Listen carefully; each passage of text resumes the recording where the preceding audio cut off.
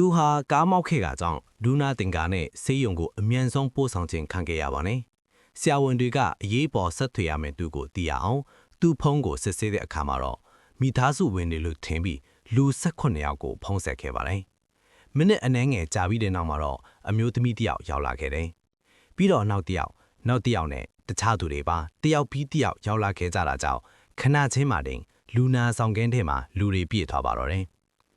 ရောက်လာတဲ့အမျိုးသမီး18ယောက်စလုံးကသူတို့ဟာအဲ့ဒီလူရဲ့ရီစာပါလို့အခိုင်အမာပြောနေကြတာပါ။ဒါပေမဲ့သူတို့အားလုံးဟာအမျိုးသားတစ်ယောက်ထဲနဲ့ပဲတွဲနေခဲ့ကြတာကိုမကြခင်မှာပဲသဘောပေါက်သွားကြပါတယ်။အချို့အမျိုးသမီးတွေကသူ့ကိုငွေကြေးထောက်ပံ့နေကြတာဖြစ်တယ်လို့အချို့ကလည်းသူတို့ဟာသူ့ရဲ့တဦးသီးသောလက်တွဲဖော်လို့ယုံကြည်ပြီးမင်္ဂလာဆောင်ကိုအထိစီစဉ်နေခဲ့ကြတာပါ။သူနှစ်ပေါင်းများစွာဖုံးကွယ်ထားခဲ့သမျှအရာအားလုံးဟာ